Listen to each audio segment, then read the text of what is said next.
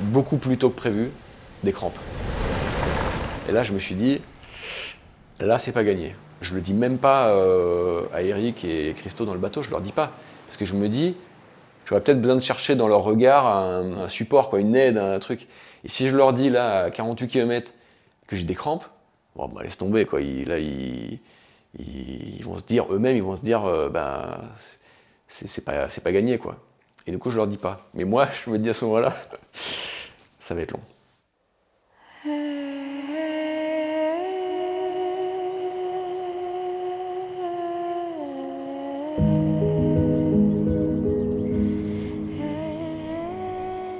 Après 8 mois de préparation et une tentative avortée, Erwan et son team tentent une nouvelle fois l'aventure. Les conditions semblent enfin sourire au formidable défi sportif et technologique. Porter Erwan sur son foil, du continent à la Corse, sans voile ni moteur. Erwan, salut copain. Ouais. Je suis content. Déjà, je suis plus en forme que l'autre jour. Et plus serein aussi.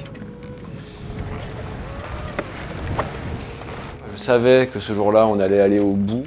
Ça c'est bon. Ça t'aborde une paquet. Ouais. Et ben voilà. Hein. J'avais aussi un peu d'appréhension parce que c'était le saut dans l'inconnu, le vrai, quoi, celui où bah, tu t'engages au large et tu sais pas trop à quoi t'attendre parce que bah, en fait, il n'y avait pas de retour d'expérience, personne n'avait jamais été au large en subfoil. Et tu vois l'état de la mer, comment j'allais gérer ça, comment réagir, est-ce que allais avoir le mal de mer. Bah, je crois que c'est le moment. Je sais pas pourquoi en fait, donc en mettant à l'eau, on a mis à l'eau mon matériel de manière qu'on n'avait jamais mis à l'eau comme ça. Ah, foil dans le foil, putain. Il faudrait vérifier qu'il n'est pas abîmé mon foil. J'entends taper en fait, et là je me dis bah peut-être que mon foil il est abîmé, donc bah, je vais pas partir faire 250 km avec un foil en chou-fleur.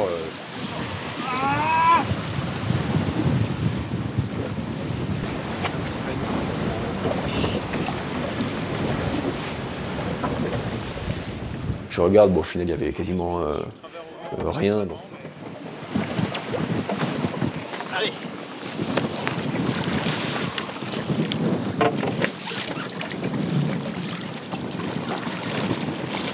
En fait, j'étais confronté à une difficulté, c'est qu'il était 7 h du matin. Moi, mon esprit était bien réveillé, mais mon corps n'était pas très bien réveillé. Et tu te retrouves avec donc, bah, forcément une mer qui bouge beaucoup, avec le soleil dans les yeux, et raide comme un matin où tu n'as pas encore fait vraiment d'activité. Là, on peut le laisser partir devant pour qu'il se chauffe, et puis tu te mettras après à son vent, quoi. Allez, c'est parti. Ça vole. Ok. Allez Erwan, c'est parti, bon courage. Ah, bah, il va vite déjà. Ça y est, c'est parti. C'est parti pour la journée la plus longue. Et j'espère la plus belle. Merci, t'es avec moi. On va faire des belles choses, j'espère.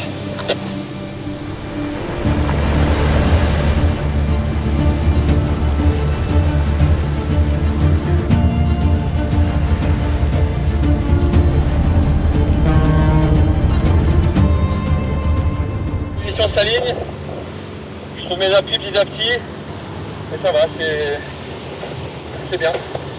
Donc voilà, maintenant, ça continue comme ça. Voir au presque lever du jour, tu vois la côte sud de Porquerolles, de glisser comme ça au large, bah, c'est quand même des kiffs incroyables. Erwan, ça va faire 2 heures tout rond que t'es parti. On est dans le timing pile poil et sur la route. Et finalement, aujourd'hui, je me rappelle peut-être plus de ces moments de plaisir que des moments de difficulté, mais sur le coup, bah, ce qui t'inquiète d'abord, c'est pas de prendre du plaisir, c'est comment tu vas gérer les trucs durs, quoi. Venez pas trop à ma droite, s'il vous plaît. Pour moi, c'est dur, en fait, la mer elle est croisée, j'ai beaucoup de mal à lire la mer avec le soleil. Donc c'est pour ça là, Vraiment, si vous restez pas trop sur le côté, c'est mieux pour moi parce que ça m'enlève une information à prendre. Je me suis souvent dit, purée, mais il n'y a pas de kilomètre gratuit. Il n'y a pas de kilomètre gratuit. Tu peux pas t'évader. La spécificité du foil, c'est que tu dois tout le temps gérer en 3 dimensions ton vol. Et en plus, comme tu n'as pas de ressources d'énergie extérieure, moteur, voile, en plus, tu dois toujours trouver ta trajectoire pour que tu aies ta propulsion, enfin que tu aies ta pente pour continuer à avancer. J'ai refait un routage, voilà, et là je suis à peu près sur le cap. Comme tu l'étais, là c'est bien, il faut garder cet écart latéral qui nous servira plus tard.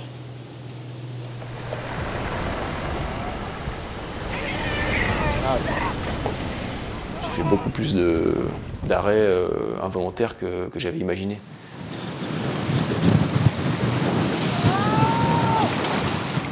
Et du coup, c'est beaucoup de décollage. Décollage qui était compliqué au large pour les mêmes raisons, c'est-à-dire mer croisée avec beaucoup d'énergie, assez peu de pente dans les vagues. C'est reparti. Et ça, c'est des trucs où tu laisses beaucoup d'énergie physique et aussi beaucoup d'énergie mentale. Erwan, tu peux nous faire un petit bilan à mi-course là? Comment tu te sens? Ça va à peu près. Ça va à peu près. Il a fait un gros moral là. Ouais. Il y a un moment qui était hyper dur, qui était très long. C'est d'abord, pendant des heures, tu t'avances, mais tu n'as plus aucun repère. Ça, c'est un truc que j'avais pas expérimenté avant et que je pense que personne n'a expérimenté. C'est qu'en fait, tu n'as aucun repère. C'est-à-dire que tu n'as que des vagues autour de toi, de la mer à l'infini. Et là, là, tu te retrouves au large, tu n'as rien qui change, quoi. Tu n'as rien qui change.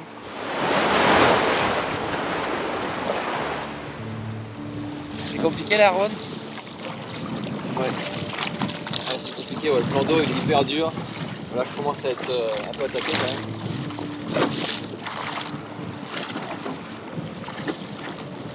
C'est là qu'il faut s'accrocher.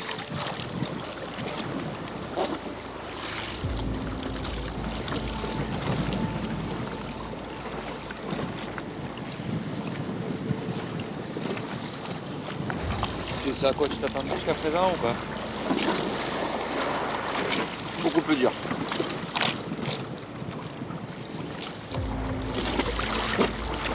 Je n'ai jamais rencontré ce genre de conditions en fait.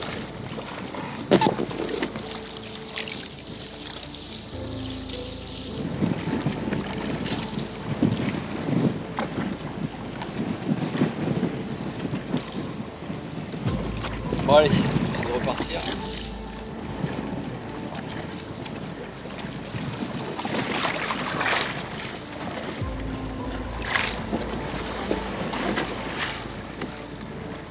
Tu peux me passer ma veste? Ouais, n'oublie pas de me donner ta veste. À moins que tu veuilles la garder, ça froid.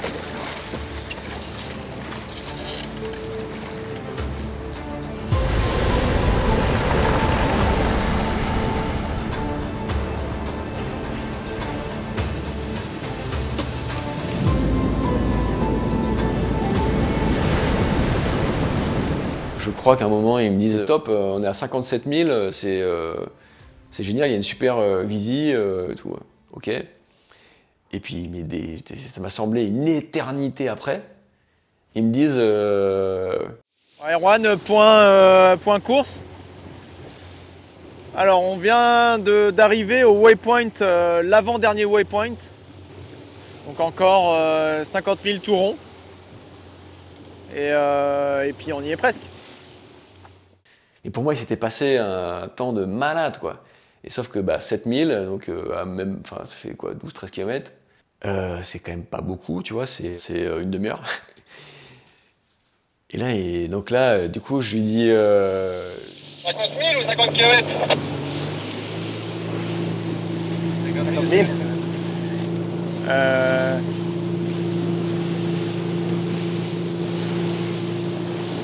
50 000. Et là, ça m'a vraiment mis un coup au moral. Je me suis dit, putain, là, tout ce temps-là, j'ai fait que 7000.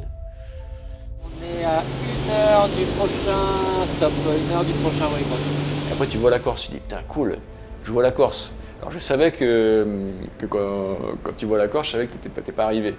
Mais cool, je vois la Corse. Et en fait, la Corse, pendant, je sais pas compter, mais 4 heures ou 5 heures, la Corse, elle change pas, elle se rapproche pas, c'est la même. Tu vois une espèce de mirage, et là, c'est long psychologiquement, parce que t'as l'impression de pas avancer, quoi. Et simplement, à la fin, quand tu commences à distinguer sur les montagnes, tu vois la neige, tu dis, ah ouais, là quand même, ok, ça y est, là je me rapproche. Après, tu vois le soleil commence à éclairer, et tu commences à voir, ok, là c'est du rocher, là c'est plutôt de la verdure, là il y a peut-être un village, bon en fait c'était pas un village, c'était aussi de la neige.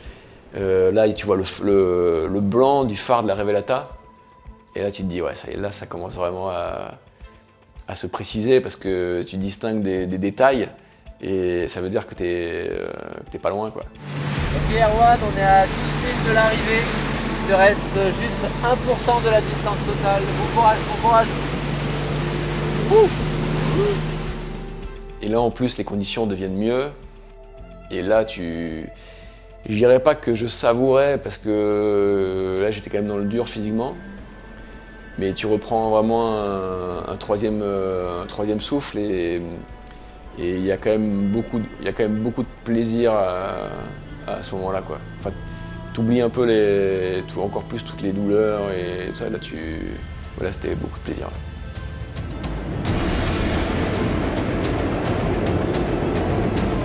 Et encore un peu Erwan, t'es presque arrivé. Ok Erwan, c'est fait. Bravo, super, bravo mon pote. Hop là. À bout de force, et après 12h19 et 247 km de glisse, Erwan atteint enfin Caluit. Pour la première fois, un homme relie le continent à la Corse, uniquement propulsé par l'énergie de la mer.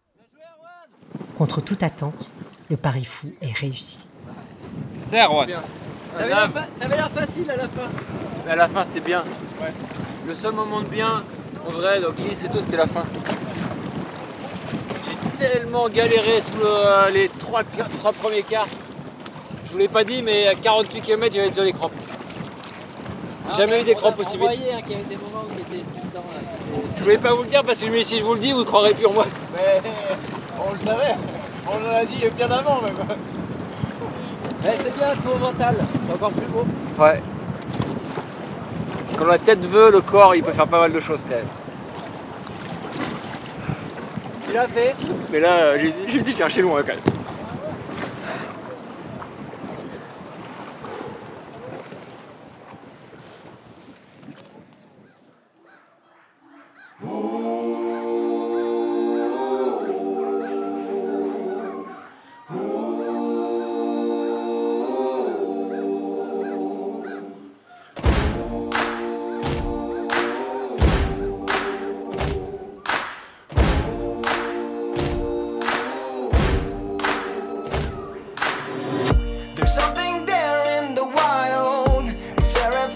Of me, people fight for survival.